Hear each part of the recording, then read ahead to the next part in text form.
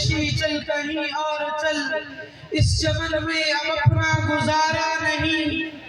بات ہوتی گلوں تک تو سہ لیتے ہم، اب تو کانٹوں پہ بھی حق ہمارا نہیں۔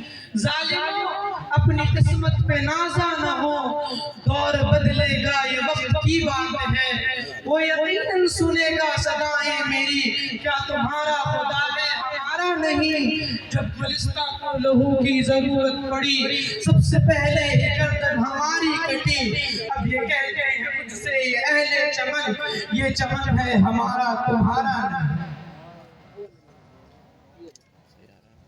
معزز اساتذہ کرام اور دور دراز سے تشریف لانے والے مہمانان اعزام اور تعلیمی زندگی کے ہم سفر، ہندوستان کا چپا چپا ہم مسلمانوں کا احسان مند ہے۔ ہمالیہ کی سربلندیاں ہماری عظمتوں کی گواہ، مالابار اور سندھ کے ساحل ہمارے قدموں کو بوسہ دے چکے ہیں، گنگا اور جمنا بھی ہماری پاک بازی کی امین ہے۔ ہم نے اس دیش کو گہوارہ امن بنایا، مرکز علم و فن بنایا، اسلامی عدل و انصاف اور اخوت و مساوات سے روشناس کرایا، زیور تہذیب و تمدن سے آراستہ کیا، تاج محل کی خوبصورتی اور آرائی سے سوارا، جامع مسجد کی پاکیزگی سے نوازا، لال قلعہ کی عظمتوں سے اس کی شان میں اضافہ کیا، قطب مینار کی بلندی سے اس دیش کا معیار بلند کیا، چار مینار کی دل آویزی اور دلربائی سے اس کو سرفراز کیا۔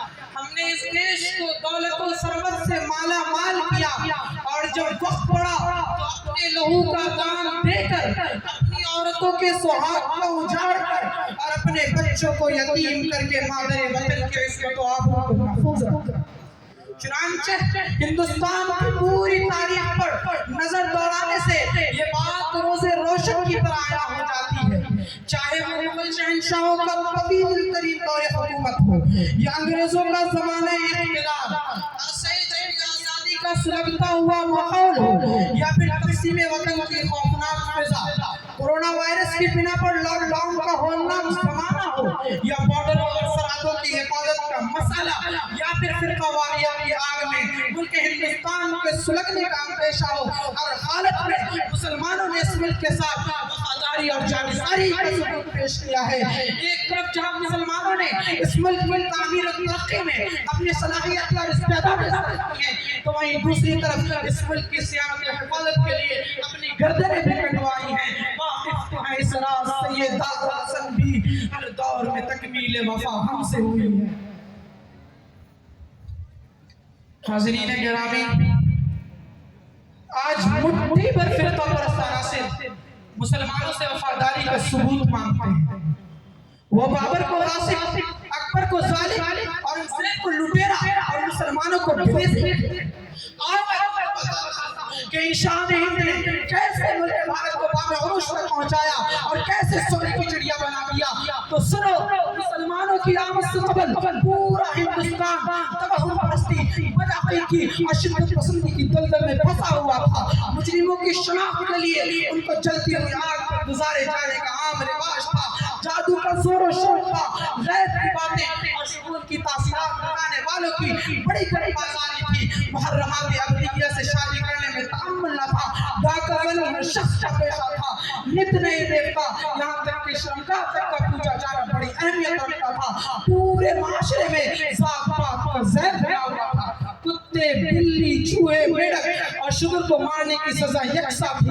ہندوستان میں اچھے گھوڑے نہیں تھے، اچھا پانی نہیں تھا، انگور نہیں تھا، خربوزہ نہیں تھا، برف نہیں تھا، ٹھنڈا پانی نہیں تھا، حمام نہیں تھا، شمع نہیں تھا، شمعدان نہیں تھا، مشعل نہیں تھا، باغ اور عمارتوں میں آب رواں نہیں تھا، عمارتوں میں صفائی نہیں تھی، عام آدمی ننگے پاؤں لنگوٹی لگائے پھرتے تھے، عورتیں لنگی باندھتی تھی، پتے پر کھانا کھاتے تھے، غرض جینے کا سلیقہ اور زندگی گزارنے کا شعور ہو۔ لیکن جب ان شاہان ہند کی یہاں آمد ہوئی تو انہوں نے اس ملک ہندوستان کو اپنا وطن سمجھا، اس کو بام عروج تک پہنچانے میں کوئی دقیقہ نہ چھوڑا، اس کو دیدہ زیب اور پرکشش اور سونے کی چڑیا بنانے میں پوری دلچسپی کا مظاہرہ کیا۔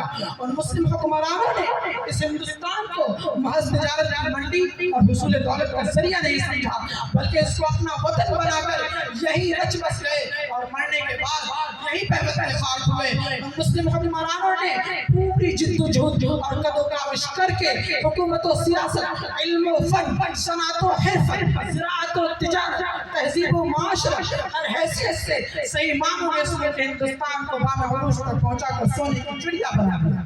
چنانچہ مسلم حکمرانوں نے مختلف مقامات پر تعلیمی ادارے قائم کیے، رفاع عام کا مکمل نظم و نسق کیا۔ دہلی، لاہور، احمد آباد، گجرات میں مختلف علماء کافروں کے بے شمار کارخانے تیار کروائے، اور پھر ایران، افغانستان اور چین سے کاریگر بلوا کر اس کے قیمتی کپڑے تیار کروائے، تجارت و زراعت کا صحیح زاویہ سکھایا، ترقی یافتہ ممالک سے اتصال کا سامان مہیا کیا، ذات پات اور روشنیچ کے بتوں کو مسمار کیا، اور اہل ہند کی زندگی کو خوشگوار بنانے کے لیے جن خوراک کی بھی ضرورت پڑی ان مسلم حکمرانوں نے اس کو بار پہنچایا۔ اس لیے ہم بھوانگے دول کہہ سکتے ہیں 100 بار سوارا ہے ہم نے اس ملک میں یہ سوئے پر ہم کو، یہ اہل جنوب بتلائیں گے ہم نے دیا ہے آیا کو۔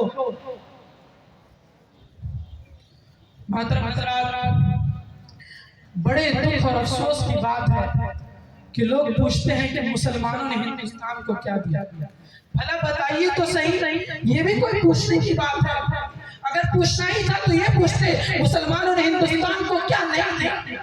تو میں کہتا مسلمانوں نے ہندوستان کو بے زمینی نہیں دی، ابن الوقتی نہیں دی، ایمان فروشی نہیں دی، بے حیائی بے غیرتی نہیں دی، بے شرمی بے مروتی نہیں دی، خودگردی مفاد پرستی نہیں دی، نفرت و عداوت نہیں دیا، فرقہ وارانہ فساد نہیں دیا، موبلنچ نہیں دی، بدایہ پریمودے کی خریداری نہیں دی، فرقہ وارانہ فساد نہیں دیا، کرسی اقتدار کے لیے شرپسندی اور تعصب پرستی نہیں دی، گلٹ اور پرمعاشوں کی پشپنائی نہیں دی، ناانصافی اور ظلم و جور کا گھٹا ٹوپ اندھیرا نہیں دیا، ہم نے ضمیر و ظلم کا سودا نہیں دیا، تیری طرف ہم نے رسوا نہیں کیا۔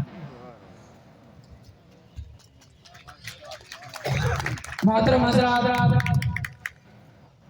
وہ ہم سے مسلمانوں کی داستانیں اور کارنامے معلوم کرنے والوں، میں تمہیں کیا کیا بتاؤں اور کہاں تک بتاؤں؟ جاؤ تم سے ہو سکے تو ہماری داستان افرنگ کے برپر کی امریکانوں سے پوچھو، سلاسل کی جھنڈاروں سے پوچھو، زندہ کی تاریخوں سے پوچھو، مالٹا کی تاریخ کوٹیوں سے پوچھو، عدالت کے کٹہرے سے پوچھو، ہماری داستان doctor A P J, doctor Jawahar Lal Nehru سے پوچھو، جنہوں نے اپنی کتاب تلاش ہند کے صفحہ نمبر 219 پر لکھا ہے کہ مسلمانوں نے ہندوستان میں زندگی کے مختلف طرز کو فروغ دیا، جس کی بنا پر ہندوستانی عوام کے ذہنی افق میں وسعت دکھائی دیتی ہے۔ ہماری داستان کانگریس سے ایک لیڈر اور جنگ آزادی کا ایک رہنما ڈاکٹر پٹابی سپلے رمیا سے پوچھو، جنہوں نے 1948 میں جے پور کی دھرتی پر انڈین نیشنل کانگریس کی طرف سے خطبہ اسرار پیش کرتے ہوئے کہا تھا کہ مسلمانوں نے ہمارے کلچر کو مالا مال کر دیا، ہمارے نظم و نسق کو مستحکم کر دیا۔ اس ملک کے ادب و اجتماعی زندگی میں ان کی چھاپ بہت گہری دکھائی دیتی ہے۔ ہماری داستان ہندو مورخ ڈاکٹر پی ایل پانڈے سے پوچھو، جنہوں نے اپنی کتاب اسلام اور ہندوستانی ثقافت کے صفحہ نمبر 44 پر لکھا ہے کہ یہ بات بالکل غلط ہے کہ مسلمانوں نے متھرا، بنارس یا کسی اور دوسری جگہ میں مندر توڑوا کر وہاں پر مسجدیں قائم کروائی ہوں، بلکہ ان مسلمانوں نے اپنی اراضی پر مندر قائم کروائی ہیں۔ الغرض اس ملک کا چپا چپا اس بات کا گواہ ہے کہ مسلمانوں نے اس ملک کی تعمیر و ترقی میں ناقابل فراموش رول ادا کیا ہے۔ خون دل دے کر نکھاریں گے روحے بھرے گلاب، اپنے گلشن کے تحفظ کی قسم کھائیں۔ سامعین کرام، آج کچھ فرقہ پرست طاقتیں پوچھتی ہیں کہ مسلمانوں نے ہندوستان کو کیا دیا۔ میں ان فرقہ پرست طاقتوں سے پوچھنا چاہتا ہوں کہ بتاؤ علی گڑھ مسلم یونیورسٹی جیسا عالمی ادارہ کس نے دیا؟ جامعہ ملیہ جیسا مضبوط علمی سینٹر کس نے دیا؟ ذاکر حسین، محمد ہدایت اللہ، فخر الدین علی احمد اور ڈاکٹر اے پی جے عبد الکلام جیسا صدر جمہوریہ کہاں سے جنم لیا تھا؟ امام القائدین، مولانا ابوالکلام آزاد جیسا دور اندیش وزیر تعلیم کا تعلق کس مذہب سے تھا؟ تمل ناڈو اور رامیشور کا چشم چراغ ڈاکٹر اے پی جے عبد الکلام جیسا میزائل مین کس سے جنم لیا تھا؟ چشم زدن میں پاکستانی ٹینکوں کو اڑا دینے والا میر عبدالحمید خان کون تھا؟ ہند چین کی جنگ کے موقع پر حکومت وقت کو 5000 کلو سونا چندہ میں دینے والا میر عثمان علی خان کون تھا؟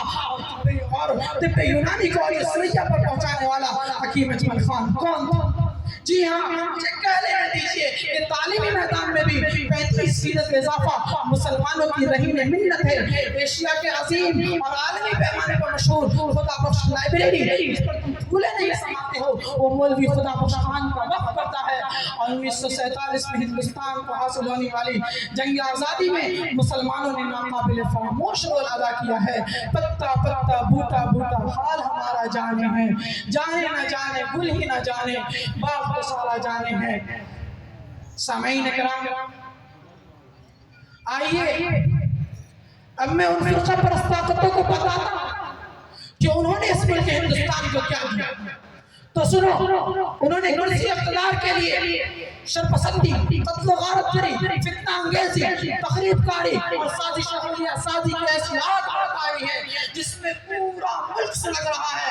ان کی تخریب کاری اور تعصب پرستی کے نتیجے میں پورا ملک اختلاف و انتشار اور نفرت و عداوت کے ماحول کا شکار ہے۔ تعصب کی فضا قائم ہے، تشدد کا مزاج برپا ہے، انسانی لہو کی ارزانی ہے، جرائم و کرائم کی کثرت ہے، ارباب حکومت کی بدعنوانی ہے